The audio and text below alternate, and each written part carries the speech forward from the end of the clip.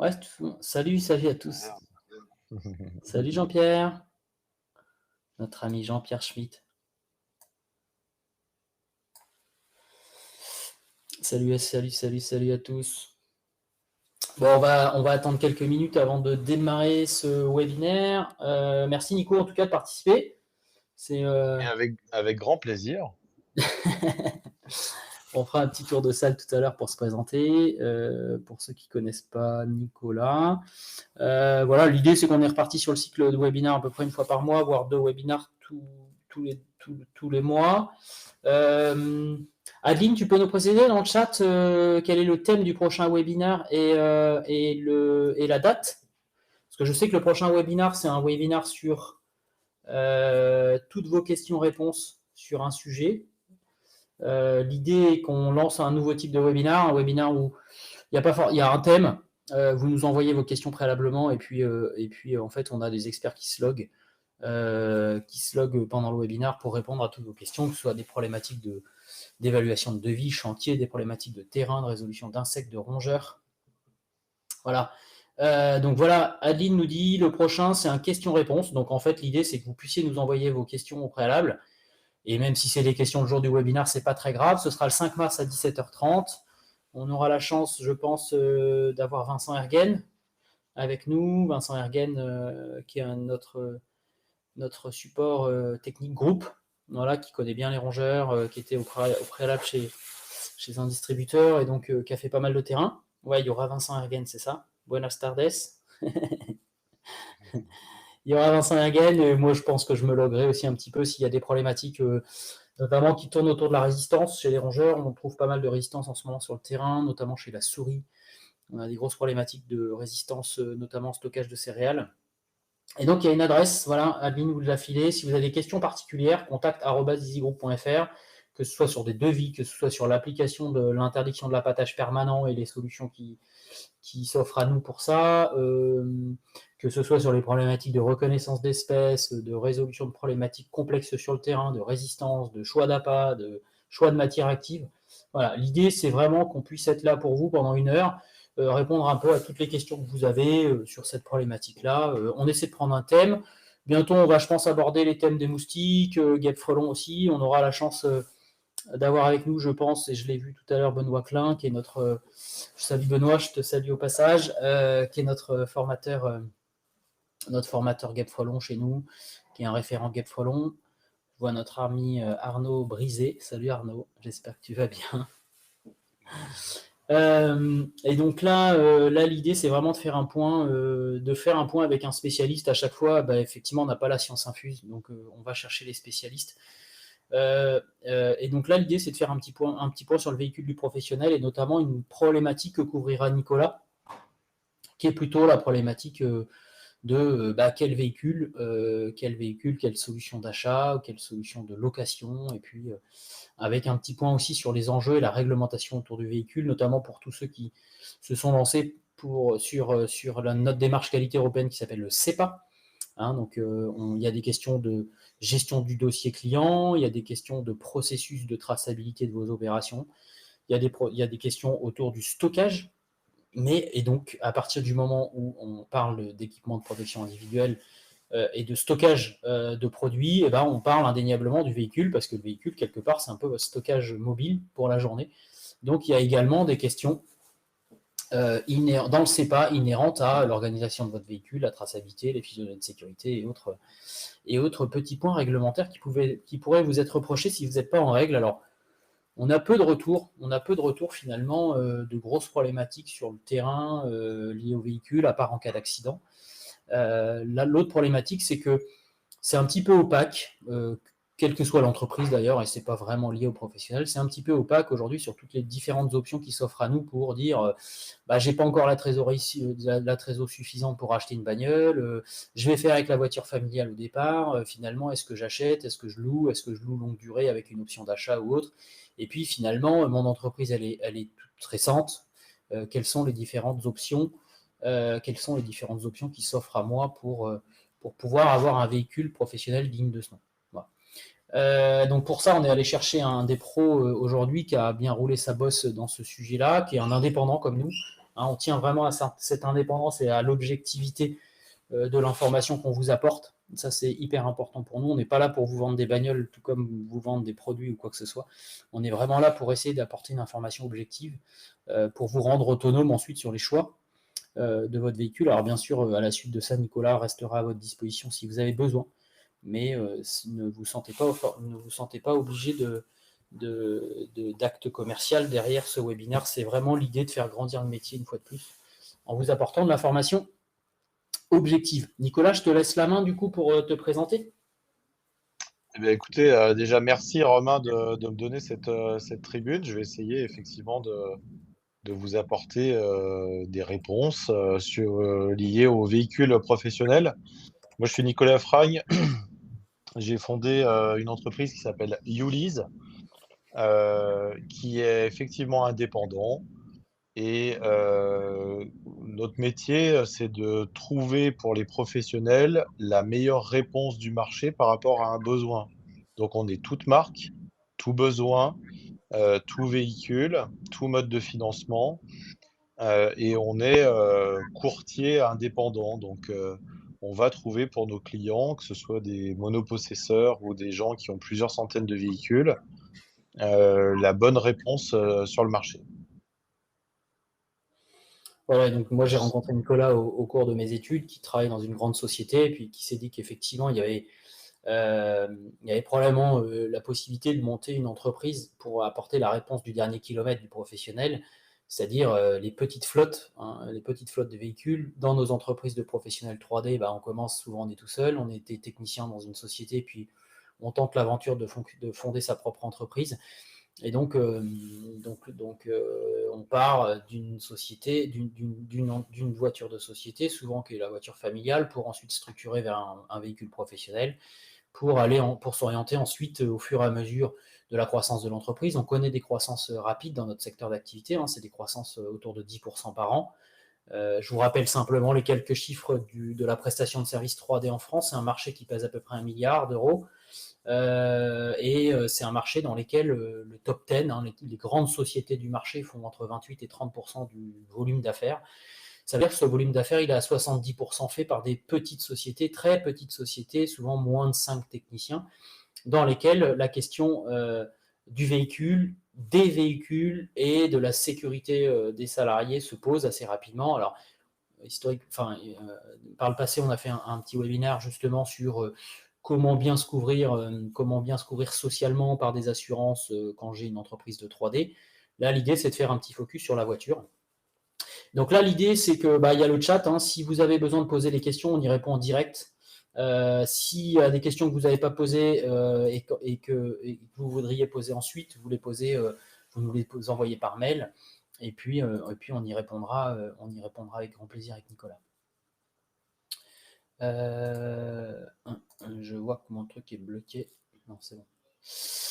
Voilà. Donc, le petit sommaire qu'on se propose, une petite introduction. J'aime bien toujours commencer ces webinaires par une introduction d'ensemble, de remise en contexte de notre activité.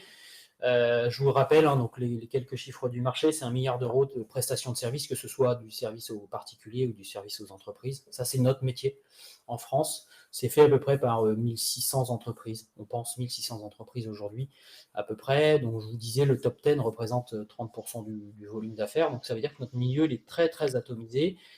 C'est un petit milieu. Et globalement, oui, il y aura un replay il y a un replay du webinar. Adeline, tu peux indiquer le lien? Je pense que c'est sur notre chaîne YouTube Easy Group. On a tout rassemblé, tous les événements qu'on fait, on les a tous rassemblés sur une seule chaîne YouTube sur laquelle vous pouvez nous suivre, qui est easygroup.fr, je pense. En tout cas, la chaîne YouTube Easy Group, puisque maintenant on a restructuré complètement le groupe, et donc de bilan pour la partie LOA, j'ai eu contact avec eux. Voilà. Donc vous avez le lien pour la chaîne YouTube sur laquelle vous pouvez trouver tous les replays de nos webinaires. L'idée que c'est en open access. Nous, on n'a pas de rétention d'informations à faire ou d'emprisonner les gens pour qu'ils payent. C'est pas ça le sujet. Nous, on est vraiment en partage de connaissances sur ce sujet. Donc une petite Alors, introduction. Ouais, moi, je vas-y. réponds juste à la petite question, Romain, là, concernant les critères de financement. Effectivement, pour accéder à un financement en location avec option d'achat, idéalement, c'est deux bilans. Maintenant, si vous avez un premier bilan, on peut tout à fait étudier votre dossier. Voilà, ça dépend ensuite du statut juridique. Euh, Clairement, j'en reparlerai tout à l'heure, mais les partenaires financiers ont un peu de difficulté à financer notamment des auto-entrepreneurs. Donc voilà, si vous êtes en statut en auto-entreprise, c'est un peu plus compliqué. Donc il faut monter le dossier à ce moment-là plutôt à titre personnel ou trouver un colocataire. Mais voilà, il y a des solutions. Justement, nous, on travaille avec des intervenants sur le sujet pour essayer de vous accompagner dans votre mobilité. Ok, merci Nico pour ce point-là. Donc après, effectivement, si vous avez ce type de questions, n'hésitez pas, vous envoyez un mail à Nico, ils vous répondront. C'est une petite société agile et réactive, donc il n'y a pas de, C'est y a ça. pas de sujet, il y a pas de problème, il y a des solutions. Chez nous, on essaie de faire pareil, même si des fois on n'en a vraiment pas, mais ok, c'est un qui se crée également. Ok, merci Rémi, salut que je salue au passage. Donc voilà le petit sommaire qu'on se propose de parcourir ensemble ce soir. On va se faire un petit webinaire d'une heure maximum, histoire qu'on puisse, on puisse avoir des échanges ensuite si besoin. Les aspects réglementaires autour de la voiture 3D.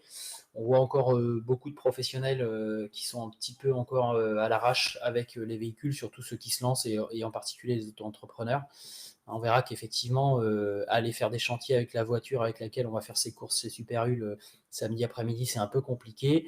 La réglementation se resserre sur les produits chimiques, mais elle se resserre également sur notre profession, aidée également par des démarches qualité telles que le CEPA, ou telles que les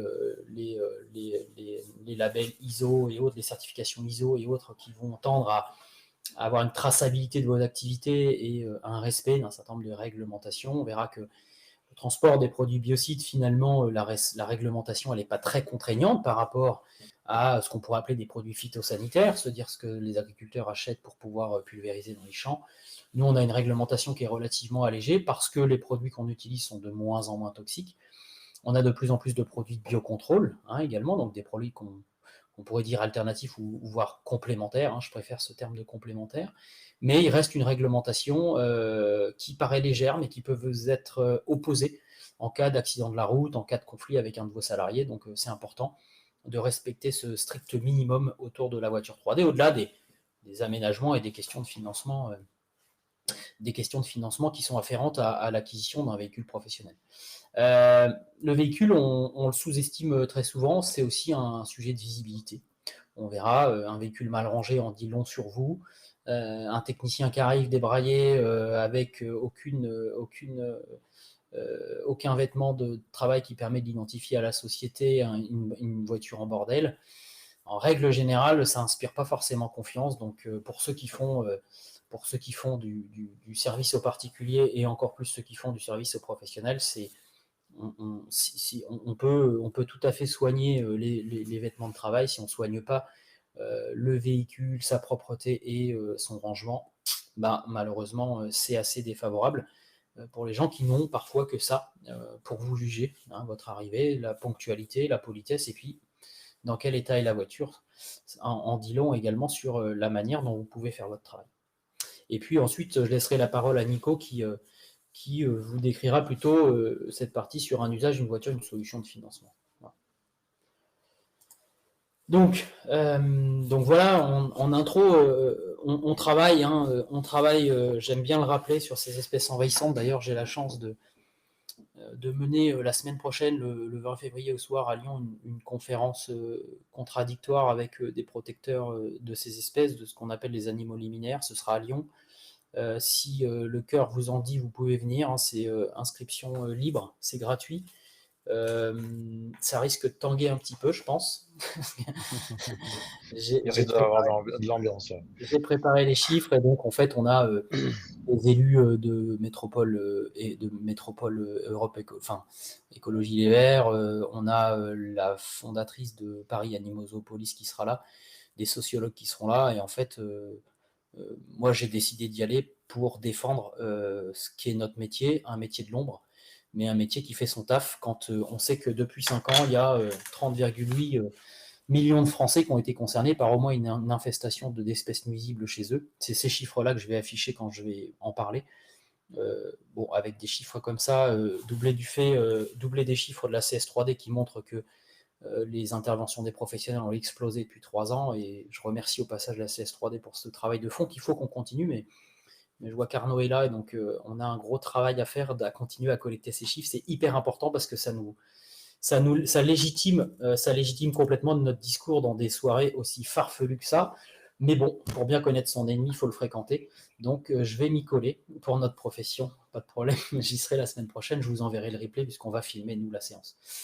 Ces espèces envahissantes, autant vous dire qu'elles sont en forte progression depuis 10 ans. Hein. Alors, quelles en sont les raisons? Moins de produits chimiques. On sait qu'on est dans des sociétés qui mènent un spectre plutôt sur le risque des produits plutôt que leur efficacité.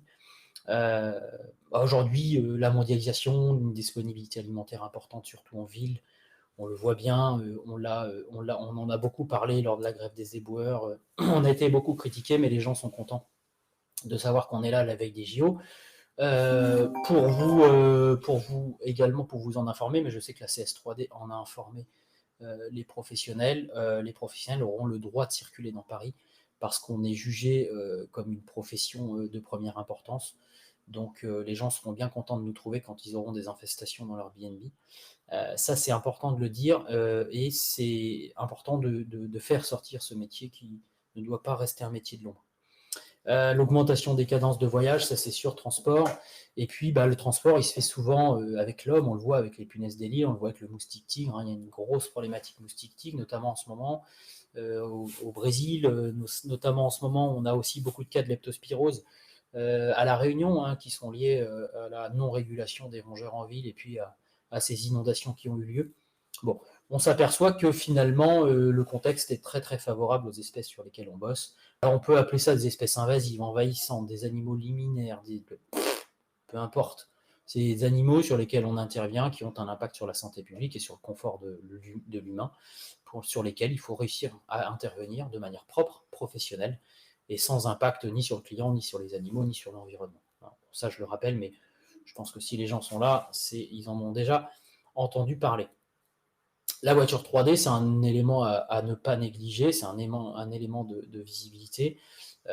Pourquoi? Parce que vos techniciens peuvent être victimes d'un accident sur la route, d'un véhicule vieillissant, d'un véhicule sale, d'un véhicule mal rangé, et globalement impacter l'image de votre société. Hein, à l'heure où on parle, notamment pour attirer les nouvelles générations de marques employeurs, la voiture devient un critère important également dans la tête des techniciens.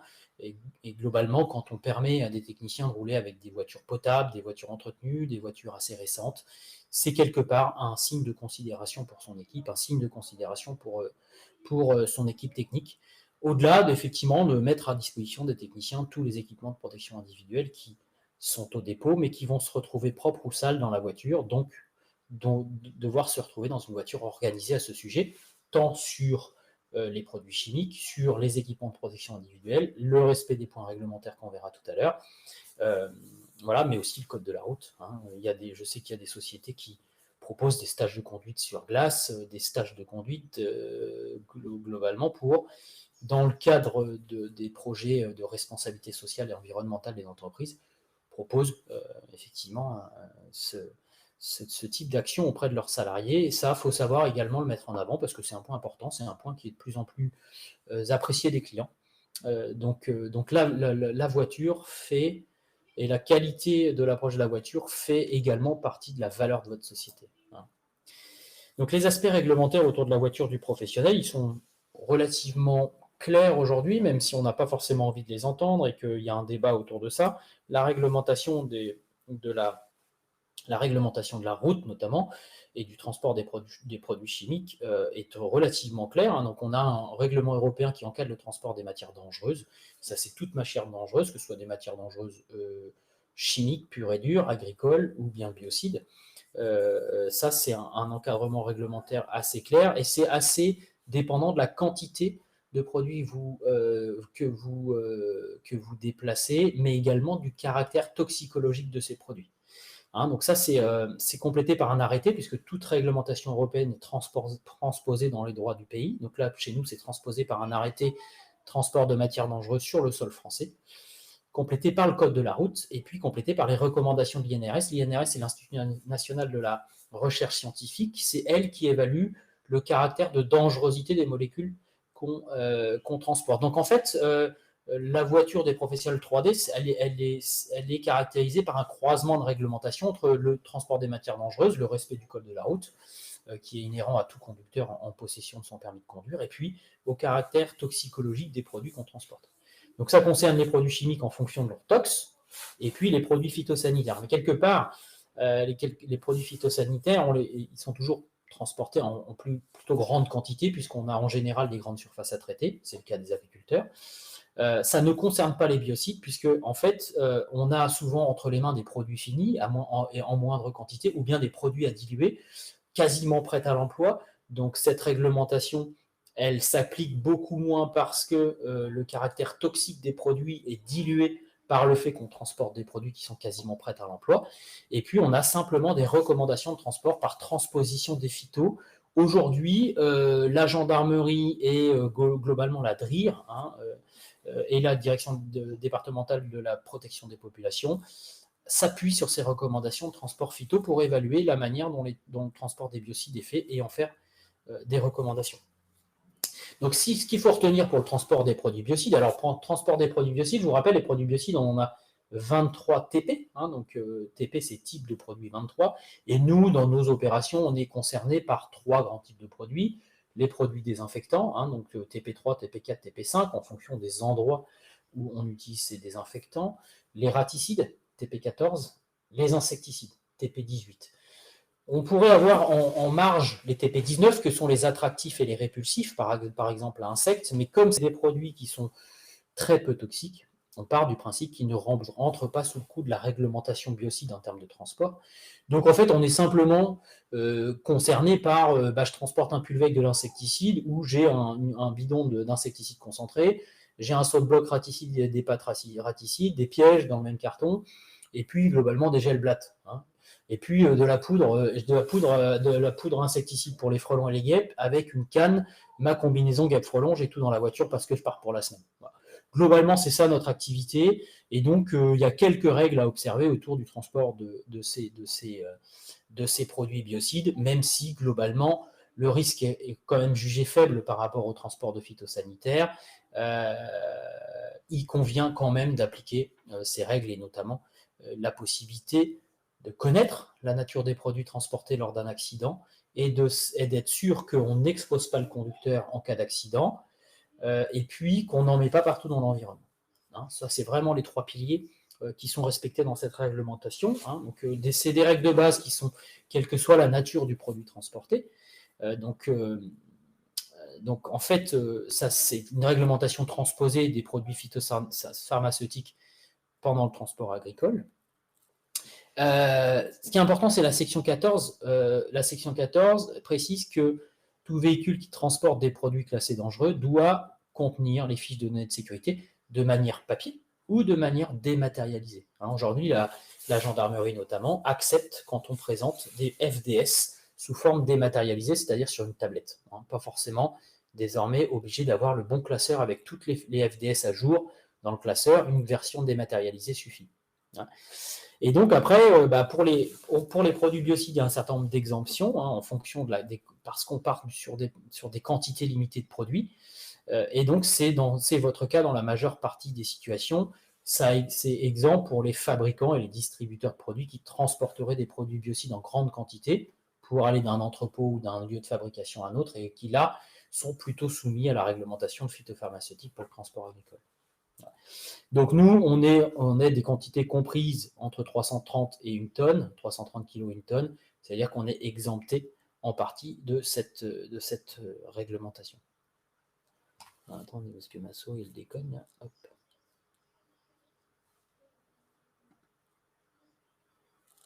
J'y suis ou pas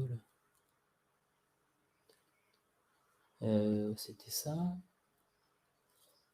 Ça j'ai vu, ça j'ai vu. Voilà. Donc ce qu'il faut retenir pour le transport des produits biocides, c'est d'abord, premier point, cabine de conduite séparée du coffre par une cloison étanche. Bon, ça, quand on démarre dans le métier, qu'on fait avec la R21 break familiale, c'est un peu compliqué, parce que seul le filet pour retenir le labrador dans le coffre ou le siège bébé empêche le litre d'insecticide concentré d'arriver dans le pare-brise. Mais la réglementation nous dit qu'il est conseillé d'avoir un véhicule dont le coffre est séparé par une cloison étanche, tout simplement parce que si on a une émanation de produits biocides dans le coffre, alors le coffre devient une partie sale, la partie propre étant considérée comme étant la cabine de conduite dans laquelle le technicien doit de fait entrer quand il est propre. Ça, j'y reviendrai un petit peu. Le coffre avec double ventilation. Double ventilation, donc c'est prise d'air basse et rejet d'air haut. Alors effectivement, les deux ventilations, les deux grilles, il ne faut pas qu'elles soient l'une à côté de l'autre parce qu'elles vont avoir la même fonction, soit d'attirer l'air, soit de le ressouffler. L'important, c'est d'avoir une grille basse de prise d'air et une grille haute, voire un petit tourniquet haut pour pouvoir rejeter. Et ça, c'est intéressant en cas d'émanation et pas forcément en cas d'accident. Hein, vous savez très bien l'été, vous ouvrez un pulvé dans votre coffre, il fait 30 degrés, dans le pulvé il en fait 40, et donc vous avez un certain nombre de produits qui se mettent sous forme gazeuse et donc qui rejettent un certain nombre de molécules toxiques dans l'air que vous allez potentiellement respirer à un moment où vous n'avez pas forcément vos équipements de protection individuelle. C'est important donc d'avoir une grille de ventilation qui va ventiler le coffre tout au long de votre parcours pour éviter que vous puissiez être exposé à des doses toxiques, à des émanations toxiques de produits biocides. Donc ça permet de maintenir les propriétés du produit parce que ça permet de maintenir une température pas trop haute l'été. Ça empêche la perte d'appétence des appâts. On conseille également, et on le verra un petit peu plus loin, de ne pas mélanger les insecticides et les raticides, ou en tout cas de les laisser dans des contenants étanches de manière à ce que les raticides ne prennent pas l'odeur des insecticides parce que dans ce cas, ils perdraient en appétence. Rangement des produits biocides dans des bacs étanches. Hein, donc ça peut être des bacs cure verts, tout simple. Hein, ça coûte 10 balles chez Ikea, mais ça fait son office. Dans des bacs étanches, fermés et séparés par famille de produits. On ne mélange pas les raticides, les insecticides et les désinfectants. Pour des questions de prise d'odeur, pour des questions de cocktail chimique. Vous ne savez pas si un désinfectant et un insecticide, ça ne génère pas une explosion. Donc, si on a un accident de la route et qu'on a les deux flacons qui s'ouvrent mais qui ne se mélangent pas, on a de quoi évacuer.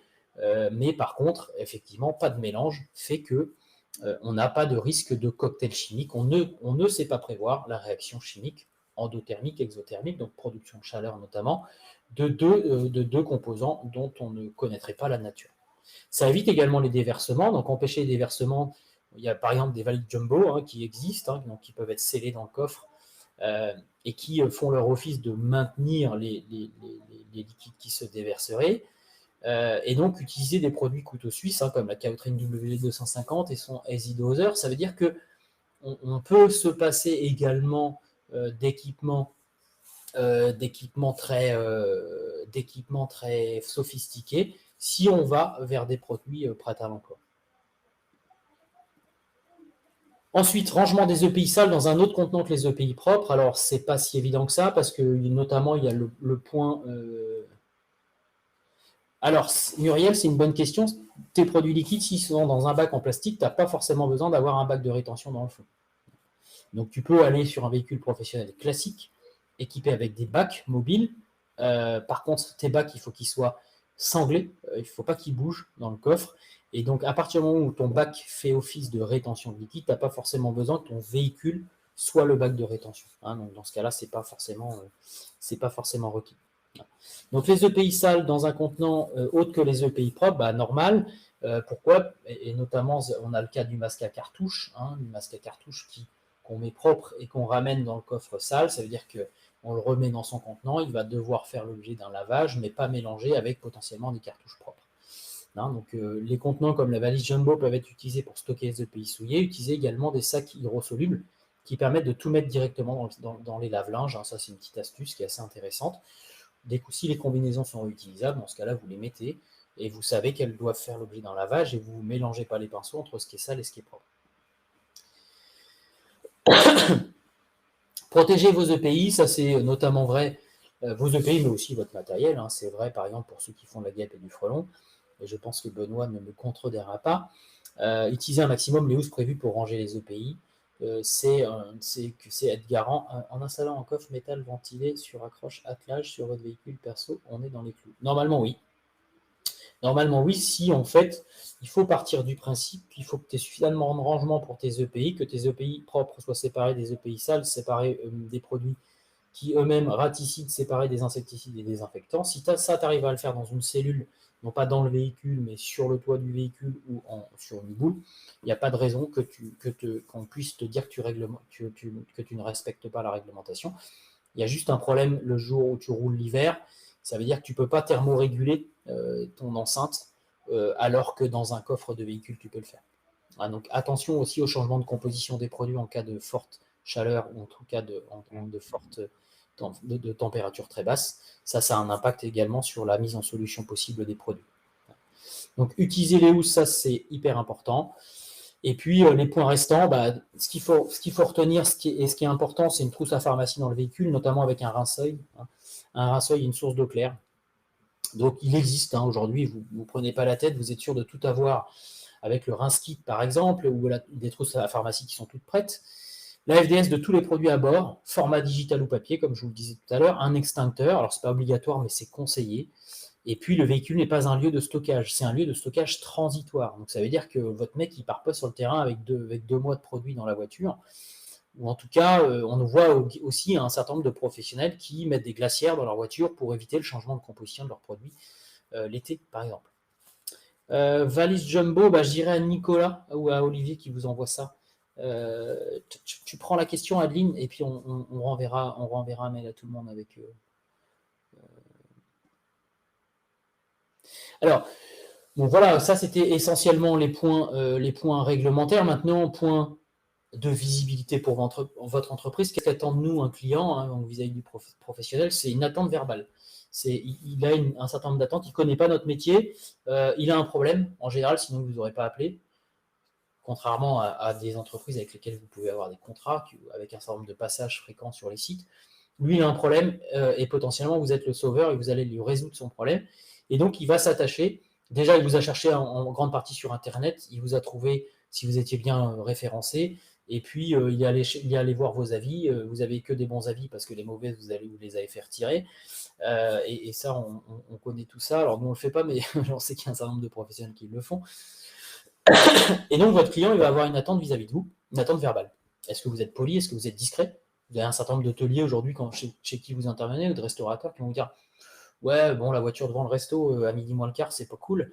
Ça veut dire que j'ai un problème. » Donc, si vous pouviez être discret avec une voiture sans flocage et potentiellement aller vous garer ailleurs, ça, c'est une réflexion de conserver une voiture sans flocage dans votre flotte. Ça peut être intéressant sur un certain nombre de sites sur lesquels on vous demande d'intervenir de manière discrète.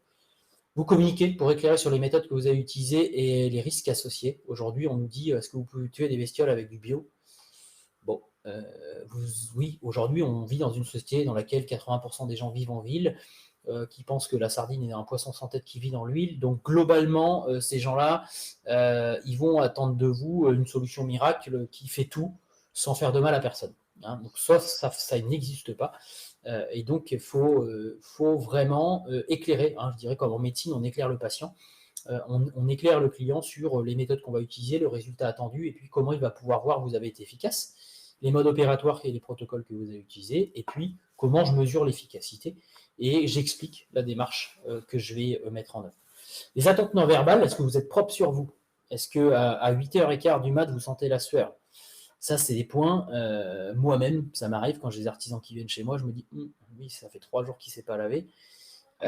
Déjà, globalement, on a une appréhension et on a une image du professionnel qui se dégrade. Est-ce qu'il est bien habillé, qu'il porte ses EPI? Aujourd'hui, on nous dit, ouais, mais moi, je ne peux pas mettre le masque à cartouche parce que le mec, il croit que ce que j'utilise, c'est méga toxique. Non, c'est une question de sécurité. On a un périmètre de sécurité, nous on met les EPI parce qu'on utilise des produits qui tuent du vivant, donc c'est normal, mais maintenant vous les utilisez de manière spécifique.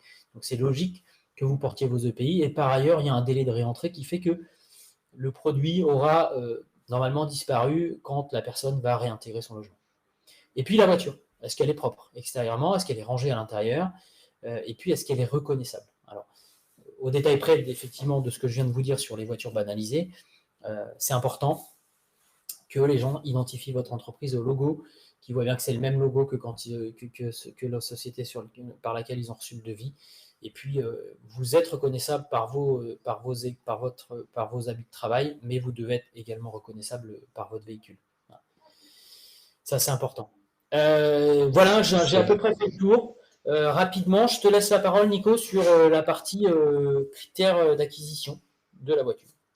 Ouais, juste pour revenir à la visibilité, aujourd'hui, pour vous donner quelques chiffres, de faire marquer son véhicule, ça vaut entre 500 et 2 000 € en fonction de la taille du véhicule. Donc c'est un investissement de départ, mais je pense que c'est, complètement clé dans le développement, de vos activités, mis à part, le cas effectivement, de vous rendre chez un restaurateur en pleine heure, du repas, c'est pas très rassurant pour la clientèle. Mais l'impact d'un véhicule, marqué, c'est de la pub gratuite qui aujourd'hui n'est pas taxée. Vous, réalisez aujourd'hui une activité, où, voilà, enfin c'est pas une prestation de service, secondaire et de plaisir. Quand on fait appel à un spécialiste du 3D, c'est qu'en général, il y a un vrai besoin. Donc le fait que vous soyez identifiable, qu'on voit chez enfin voilà, chez un voisin, dans la rue: «Ah bah tiens, j'ai vu, tel technicien qui a un véhicule, qui fait ça, qui fait, soit de l'éloignement, de nuisibles ou autre», enfin tout, votre champ d'intervention. Voilà, ça a un vrai impact, et ça a un vrai impact dans, je pense, le développement de votre société. Donc voilà, je vous invite, vraiment à y réfléchir, quitte à garder un véhicule, banalisé comme l'expliquait Romain. Ensuite, juste pour finir sur l'histoire du marquage, hem, si vous le faites sur, une flotte, bah, il faut que cette flotte soit uniforme. L'uniformité, elle est importante dans l'image de marque. Romain évoquait aussi, les entreprises qui, vraiment, qui détiennent votre marché, je sais plus, je crois 80, Romain, je crois que c'est ça. Les Rentokil, et autres, 100 de leurs véhicules sont marqués, enfin, il y a une vraie uniformité sur le marquage, donc je vous invite vraiment à travailler aussi, sur cet aspect-là. Et par contre, ça vous oblige à avoir un comportement, sur, la route, qui ne vous desservent pas, quoi. Si effectivement vous faites des queues de poisson avec un véhicule, où il y a votre 0,6 ou 0,7, sur le véhicule, ouais, c'est pas très adapté, ou en tout cas, recommander à vos collaborateurs de faire attention, aussi du fait que le véhicule est un véhicule image. Ouais, si tu as une Porsche 900, ça peut se comprendre de faire des queues de poisson quand même. Ouais, mais en général, elle est pas trop marquée. Donc voilà, je sais pas si tu peux avancer, j'ai Ouais. pas la main moi sur, ouais, voilà. Donc ensuite, concernant le véhicule, tout à l'heure quelqu'un, expliquait que oui, potentiellement, je pense qu'on peut faire votre activité avec un coffre, monté sur une boule d'attelage sur un véhicule particulier. Bon, je pense que c'est vraiment, pour un début d'activité, et c'est pas quelque chose qui soit, très optimum, bah, à la fois pour respecter, les critères auxquels vous êtes, contraints, et puis à la fois pour travailler de manière, efficace, et pour, transporter vos produits et votre matériel de la bonne manière. Donc ensuite, concernant le véhicule, il faut trouver, la bonne taille en fonction de votre activité, de votre, zone géographique, du nombre de kilomètres que vous faites. Aujourd'hui, il y a une ça vous aura pas échappé, il y a une profonde, transition énergétique qui arrive également, sur le véhicule utilitaire. Aujourd'hui, sur le véhicule utilitaire, on a un vrai choix désormais de véhicules électriques, pour ceux qui veulent passer en 100 électrique et qui ont, la capacité, non seulement de se recharger et puis, d'intervenir dans des zones, plutôt en zone, urbaine que la campagne. Il y a des alternatives à l'E85, notamment Ford, qui propose, ce type, d'énergie. Donc voilà, il faut bien réfléchir et nous, c'est de la manière dont on accompagne, nos clients. On part du besoin. Voilà, combien de kilomètres par an vous faites?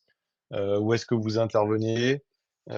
Quelle taille, vous avez pour, quelle taille vous avez besoin pour travailler, de manière efficace? Est-ce qu'on est plutôt sur une catégorie, Kangoo, berlingot ou jumpy expert?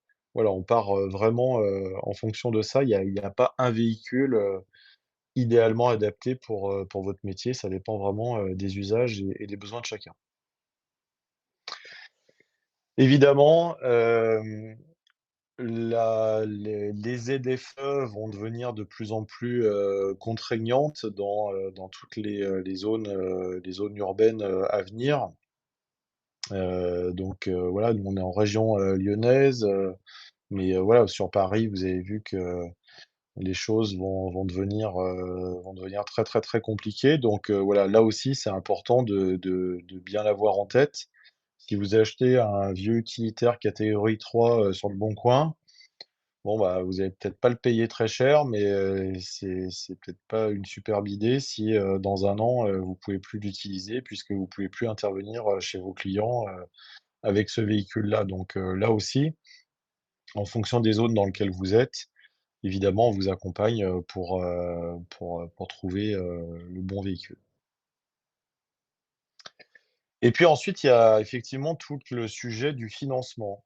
Est-ce qu'on achète? Est-ce qu'on loue? Est-ce que c'est mieux, d'être propriétaire? Est-ce que c'est mieux, d'utiliser son véhicule perso et de facturer des indemnités kilométriques? Là aussi, il y a différentes approches entre, les usages, entre vos besoins et entre ce que vous pouvez, prévoir sur vos besoins à venir. Clairement, ce qu'on a l'habitude de voir, c'est que les véhicules utilitaires, comme il y a en général une certaine incertitude sur le kilométrage et l'état dans lequel vous allez, le rendre, on conseille, nous, habituellement, plutôt nos clients sur, un financement du type crédit bail ou une location avec une option d'achat, c'est-à-dire que vous payez pendant 48 mois une échéance, mais à la fin, vous savez que pour, X euros, vous pouvez, en devenir propriétaire, quel que soit son kilométrage et quel que soit son état, c'est ça l'intérêt. Mais si vous avez, plutôt une bonne idée de ce que vous allez faire comme kilométrage annuel et c'est vous qui allez, utiliser ce véhicule-là, donc vous allez en prendre soin parce que c'est aussi un véhicule image. Il y a des solutions aussi intéressantes en location longue durée que l'on peut proposer. Donc il y a pas de voilà, ça dépend un peu de là où vous en êtes. Et puis il y a une histoire aussi de constitution de vos entreprises puisque, vous avez aujourd'hui, votre métier, c'est de développer votre entreprise, d'en vivre, peut-être d'embaucher en fonction de chacun. Donc clairement, d'immobiliser de l'argent dans un véhicule, même si c'est un outil de travail essentiel, c'est pas le bon choix et donc moi, je vous conseillerais, tout le temps de pas acheter ça cash, même si vous payez un taux d'intérêt, même si vous avez de la trésor, enfin gardez votre trésor, on ne sait pas ce qui peut se passer. On a connu, des vagues Covid, on a connu des crises, diverses et variées. Laissez vraiment, votre trésorerie, sur les comptes de votre entreprise et financez votre véhicule, alors soit en location longue durée, soit en crédit bail, mais financez votre véhicule pour, ma foi, passer cette charge sur plusieurs exercices, fiscaux. Ensuite, pour répondre peut-être à la question, quelle alternative d'énergie pour environ 60 000 kilomètres par an, sachant qu'actuellement le diesel reste le plus économique à ma connaissance?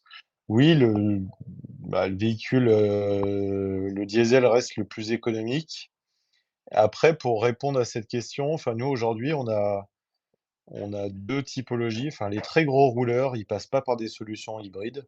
Les très gros rouleurs, soit ils restent en diesel si on n'a pas de possibilité de se charger, si on a besoin d'avoir des autonomies très importantes, notamment pour faire de l'autoroute. Et les autres, on passe au full électrique.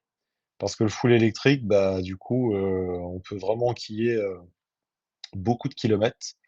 Le véhicule électrique, il a aussi un autre avantage, c'est qu'en coût d'entretien, bah, on n'a pas trop de soucis, hein. Pour vous donner, quelques éléments d'entretien sur un véhicule électrique, c'est on change des plaquettes à peu près à 200 000 kilomètres.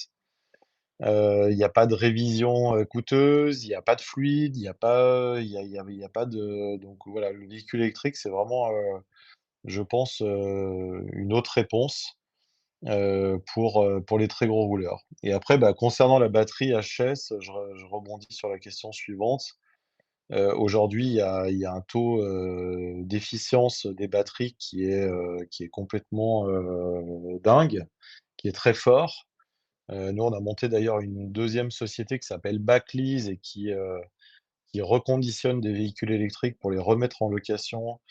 Parce qu'on s'aperçoit qu'aujourd'hui, un véhicule électrique qui a 200 000 kilomètres, bah, il a plus, tout à fait la même autonomie, mais il a, on va dire, 90 à peu près de son autonomie sortie d'usine, 85 au pire du pire. Mais il se passe rien avec un véhicule électrique. Encore une fois, il y a pas de joint de culasse, il y a pas de cardan, il y a pas de problème d'émission et cetera. Le seul impact sur des véhicules fortement kilométrés d'un véhicule électrique, c'est qu'ils perdent petit à petit de l'autonomie, un peu comme un ordinateur ou comme un téléphone. Donc voilà pour répondre à cette question. Mais vous verrez que le véhicule électrique, même dans vos métiers, chez vous, c'est un vrai bon sujet, qui peut être intéressant. Ensuite, bah, du coup, voilà, pour, revenir sur les différents modes de financement, bah, il y a une possibilité, du coup, l'autofinancement, donc financer, votre véhicule par vos capitaux propres, sans faire appel à des ressources extérieures. Il y a l'emprunt, le crédit classique. Vous allez voir votre banquier pour monter votre entreprise et en expliquant que vous avez besoin d'un véhicule et donc il faut faire un crédit classique. Euh, L'incidence de tout ça, bah, c'est que bah, soit vous videz votre trésorerie ou votre capacité à investir, et puis bah, l'autre inconvénient de l'emprunt, c'est que bah, il est au passif de votre entreprise. Donc voilà, ça fait que votre entreprise est endettée pour un véhicule, contrairement à la location longue durée, qui est imputée en post-charge dans le bilan de votre entreprise. Donc là aussi, encore une fois, il y a pas de bonne ou de mauvaise réponse. Il faut repartir de votre cas particulier. Quel type d'entreprise vous avez, depuis quand vous êtes installé, combien de véhicules vous avez, est-ce que vous êtes capable de prévoir le kilométrage, est-ce que vous êtes capable de prévoir l'état en fin de contrat pour qu'on puisse vous accompagner sur la bonne typologie de véhicule. Voilà pour ça. Ensuite, bah, sur ce tableau qu'on vous a préparé, vous verrez bah, justement entre guillemets, les avantages et les inconvénients des différents modes de financement entre l'achat comptant, l'achat à crédit, le crédit bail et la location longue durée. Il faut vraiment raisonner en coût global, c'est-à-dire que je pense que votre business model, c'est pas de devenir propriétaire de X véhicules, c'est d'avoir un véhicule qui répond à votre usage pour le coût le plus faible possible. C'est pour ça on parle, quand on raisonne en mobilité pour les professionnels, on raisonne souvent, enfin tout le temps en coût global, c'est-à-dire il y a le coût du véhicule, il y a ce qui va vous coûter en entretien, il y a ce qui va vous coûter en énergie. Donc c'est là où l'électrique est assez intéressant, hein, parce que ça coûte à peu près 2,50 € de faire 100 km en électrique. Donc voilà, même un véhicule diesel, ben, vous ne faites pas 100 km à 2,50 € avec un véhicule diesel. Il y a évidemment la partie fiscalité, il y a la partie amortissement aussi qui est importante. Donc voilà, il faut bien voir en fonction de ce que vous pouvez, de votre besoin, quelle est la meilleure solution. Et en location longue durée, il y a Il y a une entre question, guillemets des bonnes il y a- affaires à faire. il y a une question, Nico, sur à ma connaissance, je ne connais pas encore d'utilitaire type Kangoo qui fait entre 180 et 250 km par jour d'autonomie. Si, désormais, ouais, si, on est sur ce type d'autonomie aujourd'hui. Aujourd'hui, c'est complètement ça. On arrive à peu près à ces autonomies-là. Et il y a une question sur la LOA par rapport à LLD. Alors, la LOA, ça veut dire location avec option d'achat. Donc, la LOA, l'intérêt, c'est que en général, la LOA et le crédit bail, c'est un peu c'est un peu le même mode de financement. La location avec option d'achat, vous payez donc une mensualité pour vous servir de ce véhicule-là et vous avez une option d'achat qui n'est pas une obligation d'achat. En général, c'est très avantageux de lever cette option d'achat, mais pas toujours. Nous, on fait aussi beaucoup de Tesla et voilà, il y a certaines Tesla où il vaut mieux rendre la Tesla et pas lever l'option d'achat. Concernant les temps de recharge, c'est dépendant de là où vous vous chargez et ça dépend des véhicules. En fonction du véhicule électrique, le véhicule électrique, en fonction de sa technologie, vous avez ben, une capacité de prise de charge qui est possible en fonction de la technologie du véhicule électrique et puis qui dépend de là où vous le branchez. Si vous le branchez sur une prise de sèche-cheveux, c'est pas la même chose que sur une borne que vous pouvez retrouver en zone urbaine, une prise Green Up que vous pouvez, que vous pouvez installer chez vous, ou une prise en charge rapide que vous pouvez retrouver des stations sur l'autoroute, par exemple. Et effectivement, un Kangoo Z2 en batterie 33, ouais, fait bien 220 km en ville, c'est exactement ça. Ensuite, le véhicule électrique, si vous êtes à 150 km/h sur l'autoroute, effectivement, c'est pas le truc le plus efficient. Là, on vous a donné un exemple pour que ça vous donne, enfin, vous puissiez voir. Alors, effectivement, les kilométrages là, ils sont très faibles, mais c'est pour vous donner un ordre d'idée. Sur un Citroën Berlingo en location longue durée avec de la prestation entretien, on est à 299 euros par mois. Et sur un Opel Vivaro, voilà, sur celui-ci, 785 euros, on peut avoir des choses bien plus efficientes évidemment.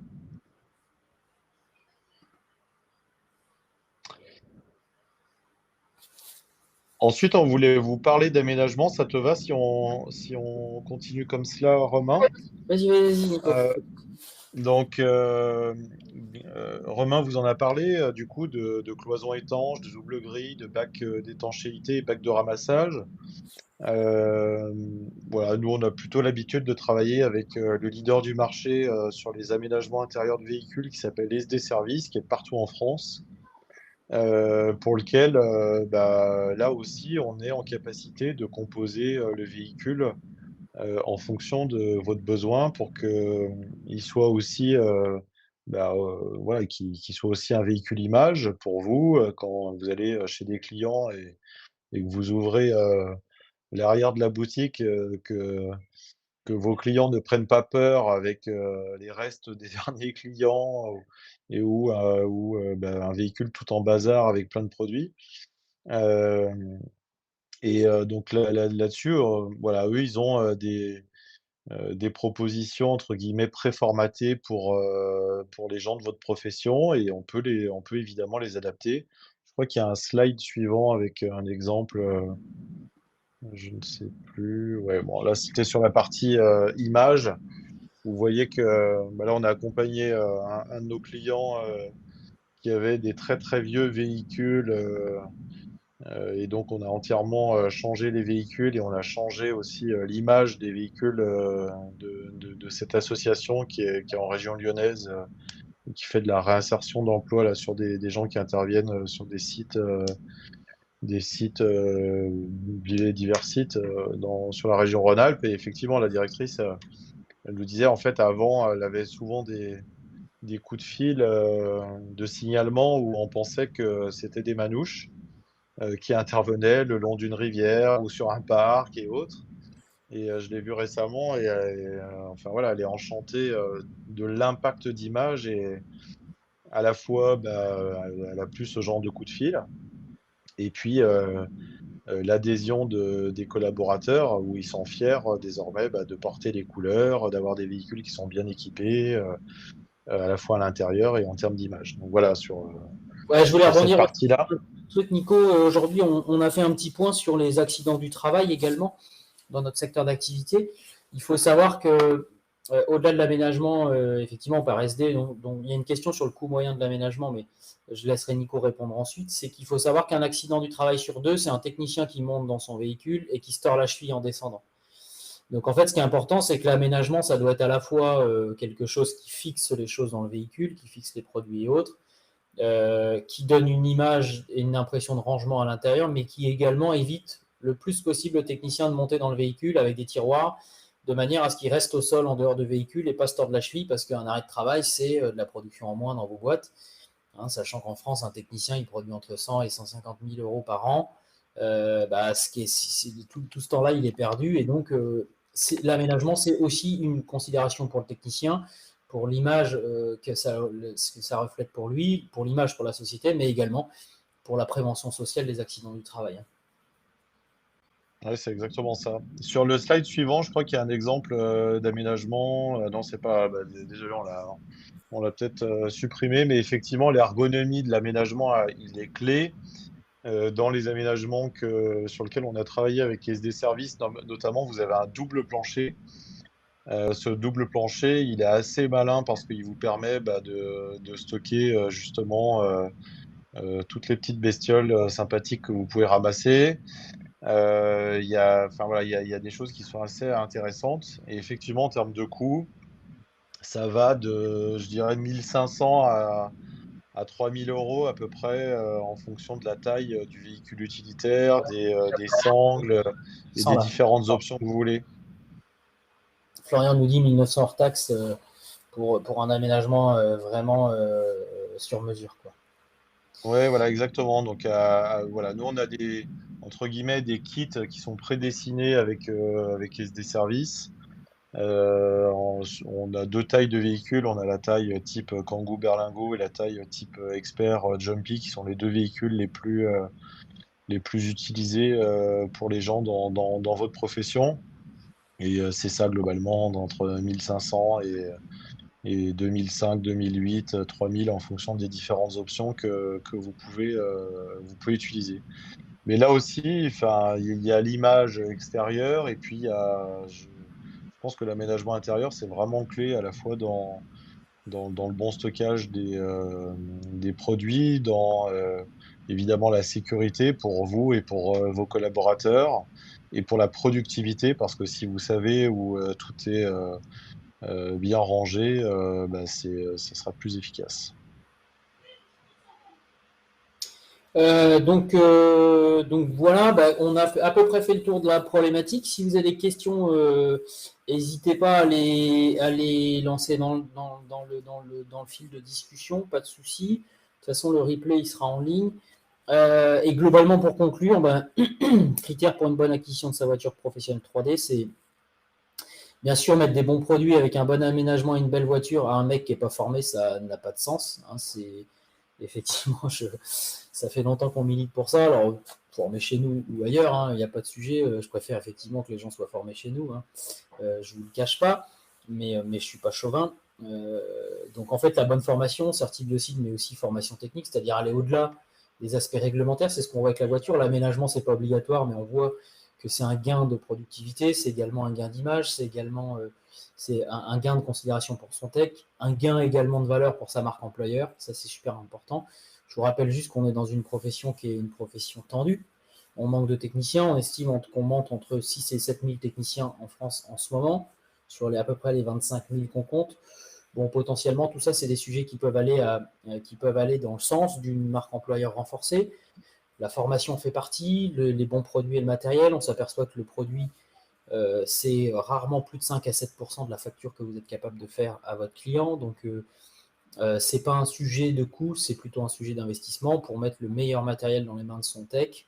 Le véhicule adapté, Nicolas vous en a parlé, qui va avec le bon mode de financement pour ne pas grignoter inutilement votre trésorerie en disant mais moi je finance tout seul et comme ça je suis un bon mohican et je ne fais pas appel au banquier. Des fois c'est effectivement une erreur dans des périodes dans lesquelles la trésorerie, c'est le nerf de la guerre, les taux de financement sont remontés, donc si le banquier vous fait confiance, ça signifie que votre entreprise est en bonne santé. L'aménagement de ce véhicule, et puis effectivement, un véhicule peut être vu comme un outil de travail, mais également cet outil de visibilité. On peut faire des très belles tenues pour ces techniciens s'ils roulent dans une voiture pourrie. On retiendra qu'il était peut-être très gentil, mais que sa voiture était pourrie. Voilà.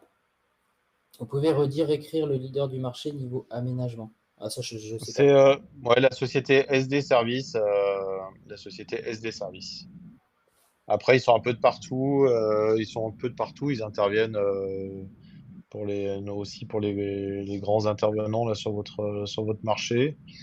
Et puis, voilà, n'hésitez pas si vous avez besoin, contactez-nous, on vous guidera et on Tu essaiera avais de mis vous ton mail, Nico, accompagner au mieux. là-dedans? Tu avais mis ton mail dans le fil de discussion? Ouais, Réécris-le.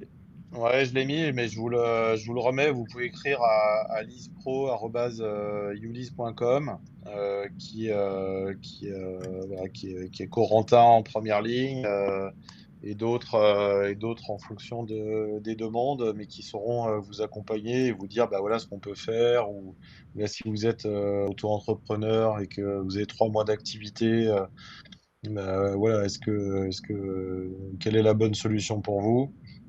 N'hésitez pas, on essaiera de vous accompagner au mieux.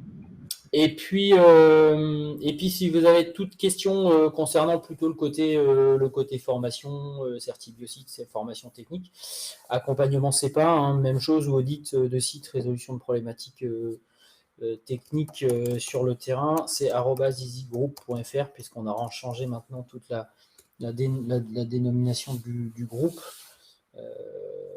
Voilà, donc en fait, on a une seule adresse. Donc, vous n'hésitez pas. Ne vous sentez pas obligé de nous écrire. Ça, c'est important. Et puis, j'espère qu'on vous retrouvera au prochain webinaire. Et je ne sais pas si vous avez des questions encore. Ulysse présente sur. Oui, je vois. Ouais, on a une question sur Strasbourg. Oui, on a un distributeur sur Strasbourg qui s'appelle Frédéric Tournade, mais qui intervient plutôt sur des flottes à partir de 5 véhicules. Donc voilà, si vous avez moins de 5 véhicules, n'hésitez pas à contacter Lispro. Et puis voilà, si vous avez plus de 5 véhicules, contactez Fred Tournade, qui est un excellent expert. Voilà, voilà. Bon, ben, merci en tout cas à tous ceux qui nous souhaitent bonne soirée. Je ne sais pas s'il reste des questions. Avec plaisir. Salut Florian. Super. Bah, merci. Ah, bon courage pour le vin. Ouais, bah, j'ai de l'énergie, hein, vous inquiétez pas. Ça va être rigolo, je pense. Ouais, oui, pour moi, oui. Super. Et bah, si vous n'avez pas plus de questions, n'hésitez pas. Et puis,